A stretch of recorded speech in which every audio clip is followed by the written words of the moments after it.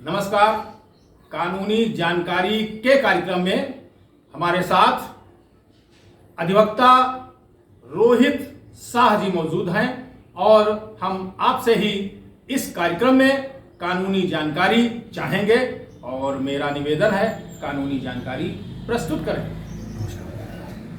आज हम विवाह विच्छेद के संबंध में जानकारी प्रस्तुत कर रहे हैं। विवाह विच्छेद हिंदू विवाह अधिनियम 1955 के अंतर्गत बताया गया है। यह धारा 13 उन परिस्थितियों का वर्णन करती है जिसमें विवाह विच्छेद प्राप्त किया जा सकता है। 3 आधार हिंदू विवाह अधिनियम में बताए गए हैं। पहला आधार वे आधार हैं जो पति पत्नी दोनों को प्राप्त हैं। इसमें 11 आधार बताए गए हैं। सबसे पहला आधार जारता है, दूसरा आधार क्रूरता है, तीसरा आधार अभित्याग है, चौथा आधार धर्म परिवर्तन है, पांचवा आधार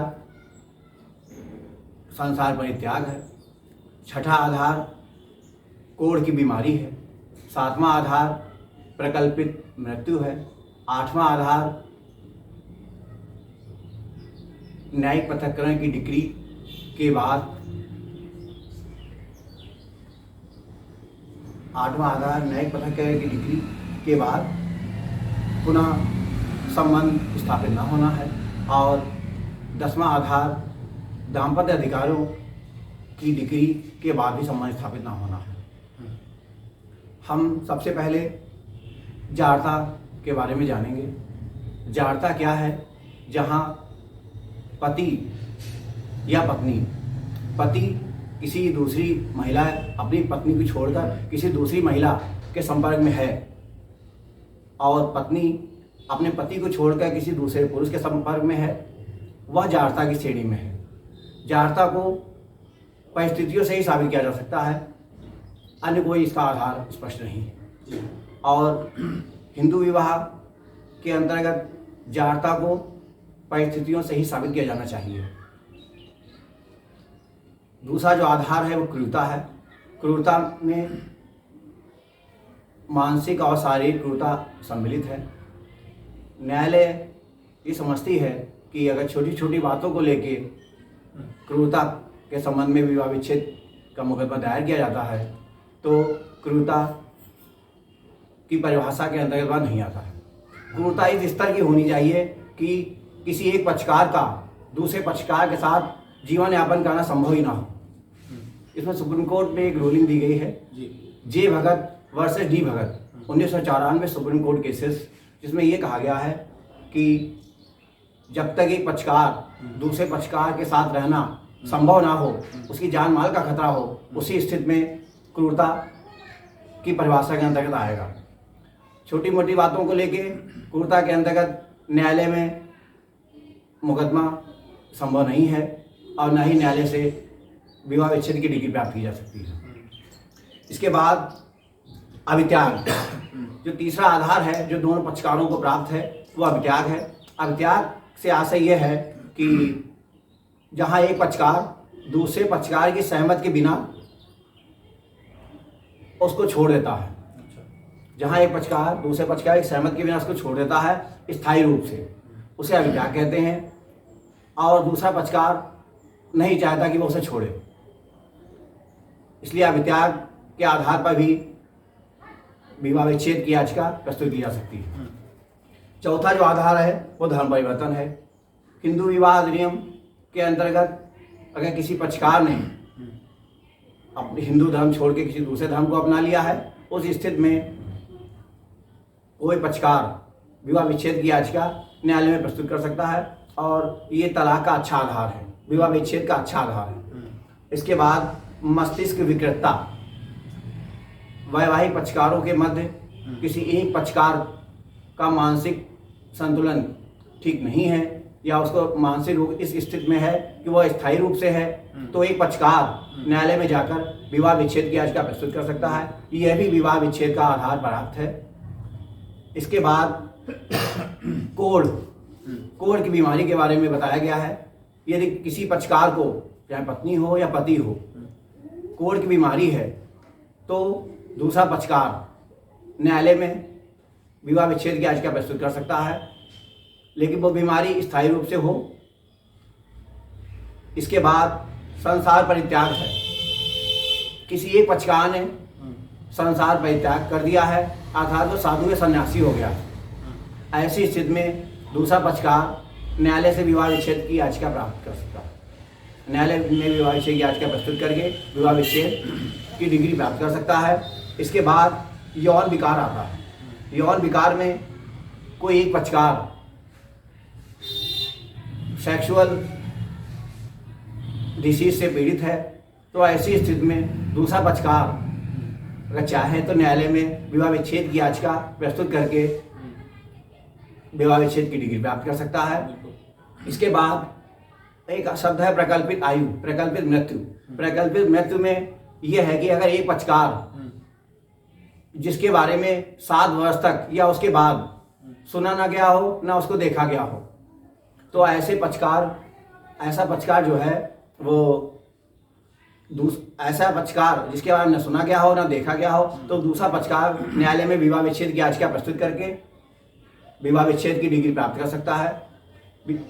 इसमें पहले मृत्यु को घोषित करना पड़ता है। सीपीसी के अंतर्गत सिविल न्यायालय में जाया जाएगा और उसमें मृत्यु को डिक्लेयर किया जाएगा। भारतीय साक्ष्य अधिनियम 1872 की धारा 108, जिसमें ये कहा गया है कि मृत्यु की उपधारणा जहां कोई पक्षकार 7 वर्ष तक गायब रहता है या जिसके बारे में कुछ सुना ना गया हो, तो और उसकी मिसिंग की एफआईआर जिस तारीख को वो गायब हुआ है या जिसको देखा ना गया हो, उसके परिवार के द्वारा या उसकी एक पक्षकार के द्वारा थाने में मिसिंग की एफआईआर दर्ज कराई गई। मिसिंग की एफआईआर दर्ज कराने के 7 साल बाद वो सिविल न्यायालय में मृत्यु को घोषित करने के लिए पहले मुकदमा दायर करेगा। मृत्यु को घोषित करने के मुकदमा दायर करने के बाद परिवार न्यायालय में विवाह विच्छेद की याचिका प्रस्तुत करेगा। उस विवाह विच्छेद की याचिका को न्यायालय पर्याप्त आधार मानकर डिग्री कर सकता है। इसके बाद न्यायिक पृथक्करण की अज्ञप्ति। न्यायिक पृथक्करण क्या है? हिंदू विवाह अधिनियम की धारा 10 में न्यायिक पृथक्करण को परिभाषित किया गया है, जिसमें यह बताया गया है कि न्यायिक पृथक्करण 1 साल तक के लिए पक्षकारों में होता है। न्यायिक पृथक्करण की डिग्री अगर पक्षकारों को प्राप्त हो गई है और उसके 1 वर्ष के बाद पक्षकारों में संबंध स्थापित नहीं हुए हैं, तो न्यायालय इसको विवाह विच्छेद का एक आधार मानकर विवाह विच्छेद का मुकदमा डिग्री कर सकती है। इसके बाद दाम्पत्य अधिकारों की प्रतिस्थापन की डिग्री है। दाम्पत्य अधिकारों के प्रतिस्थापन की डिग्री का मतलब कि विदाई का मुकदमा एक पक्षकार ने दायर किया और वह डिग्री हो गया। मुकदमा जीतने के बाद, मुकदमा डिग्री होने के बाद 1 वर्ष के बाद भी पक्षकारों में संबंध स्थापित नहीं हुए, ऐसी स्थिति में न्यायालय ये एक पर्याप्त आधार मानेगा विवाह विच्छेद का और पक्षकार का मुकदमा जो है डिग्री करेगा। ये 11 आधार जो है वो आधार हैं जो पति पत्नी दोनों को प्राप्त हैं। इसके बाद वे आधार जो केवल पत्नी को प्राप्त हैं, उसमें नंबर 1 है बहुविवाह। बहुविवाह में यह है कि यदि पत्नी के होते हुए एक पत्नी के होते हुए पति ने दूसरा विवाह कर लिया है, तो और पहली पत्नी को छुपा लिया है और दूसरी पत्नी की जानकारी के बाद दूसरी पत्नी जब जानकारी हो गई, उसकी पहले शादी है, उसको छुपा के जो है उसने शादी हमसे कर ली है, तो वो विवाह विच्छेद का पर्याप्त आधार है। तो दूसरी पत्नी चाहे तो विवाह विच्छेद के लिए जो है याचिका परिवार न्यायालय में प्रस्तुत कर सकती है और विवाह विच्छेद की डिग्री प्राप्त कर सकती है। इसके बाद पति द्वारा बलात्कार या अप्राकृतिक मैथुन को बतलाया गया है, जिसमें पत्नी के साथ यदि पति द्वारा बलात्कार जबरदस्ती प्रयास किया गया है संबंध बनाने का या गलत तरीके से संबंध बनाने का प्रयास किया गया है, तो पत्नी न्यायालय में विवाह विच्छेद के लिए याचिका प्रस्तुत कर सकती है, जो विवाह विच्छेद का पर्याप्त आधार है। इसके बाद भरण पोषण की डिग्री के बारे में बताया गया है। पत्नी को न्यायालय से भरण पोषण के लिए आदेश पारित कर दिया गया और उसके 1 साल बाद भी पति पत्नी में संबंध स्थापित नहीं हुए तो पत्नी न्यायालय में विवाह विच्छेद का मुकदमा दायर कर सकती है और न्यायालय से डिग्री प्राप्त कर सकती है। इसके बाद यौवन का विकल्प है। यौवन के विकल्प में यह है कि यदि किसी नाबालिग लड़की की शादी जिसकी उम्र 15 वर्ष से कम है और 15 वर्ष के होने के बाद किंतु 18 वर्ष होने से पहले उसने उस विवाह का विरोध नहीं किया, डिनाई नहीं किया उस विवाह का, तो विवाह सही है। अगर डिनाई कर दिया है 18 वर्ष से पहले तो विवाह विच्छेद के लिए न्यायालय में मुकदमा वो दायर कर सकती है और न्यायालय ऐसी पत्नी को विवाह विच्छेद की डिग्री देगी। ये वो अधिकार थे 4 जो पत्नी को केवल प्राप्त हैं और उससे पहले हमने बताया वो 11 अधिकार जो केवल पति पत्नी दोनों को प्राप्त हैं। इसके बाद 3 नंबर पे जो तीसरा आधार है विवाह विच्छेद का वो पारस्परिक सहमत से है, म्यूचुअल कंसेंट से है, जो धारा 13 खा के अंतर्गत बताया गया है। इसमें कोई भी पक्षकार न्यायालय में विवाह विच्छेद की याचिका प्रस्तुत कर सकता है। पहले ये समय सीमा 1 वर्ष थी, अब ये 6 महीने हो गई है। 6 महीने के बाद कोई भी पक्षकार न्यायालय में विवाह विच्छेद का मुकदमा पारस्परिक सहमति से दायर कर सकता है और दूसरी तरफ से नो ऑब्जेक्शन आ जाएगा तो 6 महीने तक न्यायालय उसको समय देगी कि वो चाहे तो अपने संबंध को पुनः स्थापित कर लें। अगर न्यायालय बाद में ये पाता है कि इन लोगों में जो है संभावना नहीं है कि संबंध बनने की, ऐसी स्थिति में न्यायालय उनकी दोनों की सहमति के आधार पर विवाह विच्छेद की याचिका स्वीकार कर सकती है और डिग्री प्रदान कर सकती है। और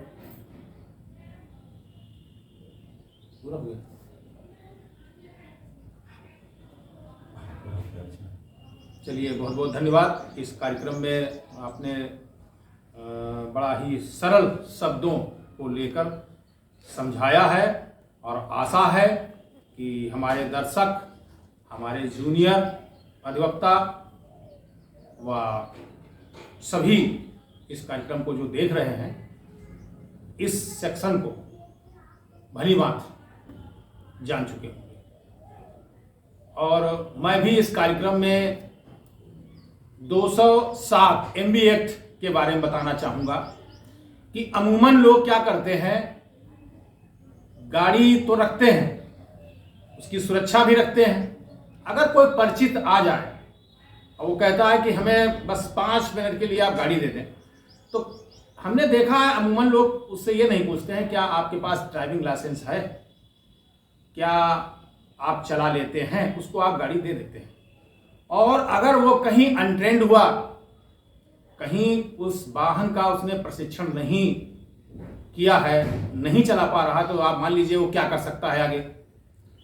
और चलिए ठीक है, वो लेके आपकी गाड़ी गया और अगर वाहनों की अगर चेकिंग पाई गई तो उसको तो ये पता नहीं है कि किस डिग्गी में आपके कागज हैं और कहाँ कागज हैं, किधर कागज है, उसको कुछ नहीं मालूम। वो जाएगा, उससे कागज मांगे जाएंगे। तो पता चला, ये भी देखा गया कि सभी कागज होते हुए बिना कागज के वो गाड़ी सीज कर दी जाती है और एक चालान चिट उसको दे दी जाती है, वो चालान चिट आपको दे देता है, तो एक समस्या बनती है। तो हमारा सभी से निवेदन है कि 207 MB एक्ट पे जो गाड़ी सीज हो जाती है बिना कागज के, तो सभी से यही निवेदन है कि अपने वाहनों का बीमा कराएं, डीएल रखें, उसका प्रदूषण रखें और जो भी उसके संबंधित कागज होते हैं वो सभी रखें। कब कहां पर कौन सा कागज काम आ जाए ये तो समय ही बताता है। और इन कागजों में अगर एक भी कागज अगर आपका कम है तो उस कमी की पूर्ति अगर कोई दुर्घटना हो जाती है तो वो कर नहीं पाएगा। तो वाहन चलाते समय सभी कागज रखें और अगर कागज नहीं रखते हैं तो MB एक्ट में आपका 207 में चालान हो जाएगा। अब ये अगर चालान हो भी जाए तो ये भी लोगों को जिज्ञासा रहती है छूटेगा कैसे। तो न्यायालय में चालान चला जाता है, वही एक अपना कोई अपने अधिवक्ता कर लीजिए, परिचित हो या परिचित हो वो आपकी पसंद है, और वहां पर प्रार्थना पत्र दिया जाता है और प्रार्थना पत्र में जितने भी कागज होते हैं आपके वाहन से संबंधित वो लगाए जाते हैं, और आपका फोटो भी लगेगा, आधार कार्ड भी लगेगा, और अपनी अपनी बात वहां पर जरिए अधिवक्ता बताई जाती है, रिपोर्ट आती है, रिपोर्ट में अगर बता दिया जाता है सब कुछ, गाड़ी रिलीज हो जाती है। फिर वही आदेश हो जाता है, आदेश जो है आपका थाने चला जाता है, आप भी जाएंगे, वहां से गाड़ी आपको रिलीज हो जाएगी। कुल मिलाए के आपका मतलब सिर्फ एक कागज ना होना, इतनी प्रक्रिया आपके ऊपर चल जाती है। तो कृपया वाहन चलाते समय सभी कागज रखें, और वाहन चलाते समय और दूसरे को देते समय ये जरूर पूछ लें क्या वो गाड़ी चला लेता है, उसके पास वैध लाइसेंस है, इतना जरूर पूछ लें। तो आज का कार्यक्रम मैं यहीं पर समाप्त करता हूं। आपका बहुत बहुत धन्यवाद। नमस्कार।